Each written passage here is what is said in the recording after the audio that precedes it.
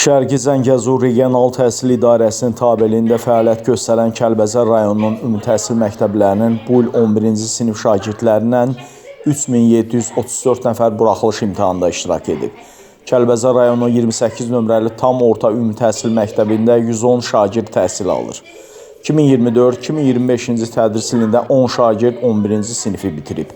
Bunlardan hər biri buraxılış imtahanında iştirak edib, 2 nəfər şagird fərqlənmə attestatı alıb. 8 nəfər ali məktəblərə qəbul olub.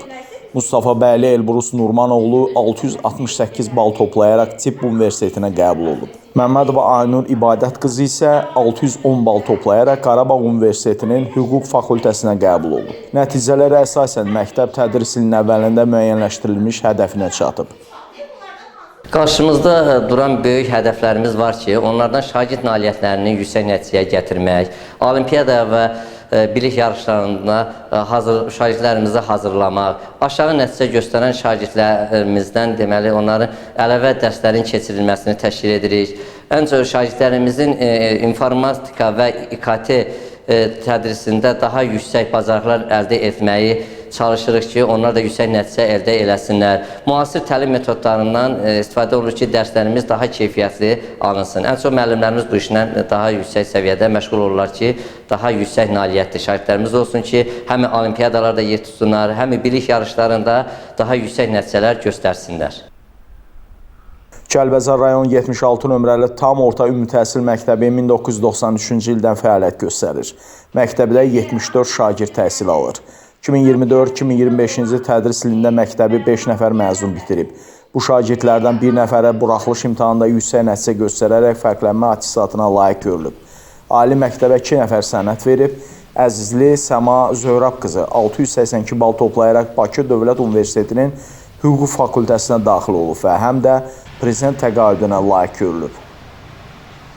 Allah dövlətimizə, cənab prezidentimizə, Azərbaycan Respublikasının prezidenti cənab İlham Əliyevə öz təşəkkürümü bildirirəm ki, Kəlbəcər köçkün məktəbləri üçün bu cür köməkdarlıq göstərilir. Kəlbəcər məktəbləri öz fəaliyyətini davam etdirir. Yaxın vaxtlarda cənab prezidentin sayəsi nəticəsində torpaqlarımız tikintilər gedir, abadlıq işləri gedir. Hansı kəndlərdə, rayonlarda abadlıq işləri gedirsə, mərhələli şəkildə həmən məktəblər köçürülür. İnşallah vaxt zaman gələr, Kəlbəcər 76 sayılı məktəb də öz doğma kəndinə, elinə, obasına gedər, bu məktəbin fəaliyyətini orada davam elətdirər. Kəlbəcər rayon 115 nömrəli tam orta ümumi təhsil məktəbi 1999-cu ildən fəaliyyət göstərir. Məktəbdə 176 şagird təhsil alır. 2024-2025-ci tədris ilində məktəbi 16 nəfər məzun bitirib. Bu şagirdlərdən 5 nəfər buraxılış imtahanında yüksək nəticə göstərərək fərqlənmə attestatına layiq görülüb. Ali məktəbə 11 nəfər sənəd verib, 2 nəfər 600 baldan yuxarı. Əliyeva Nuray Ramal qızı 671 bal, İsmailov Murad Əlioğlu 630 bal toplayıb.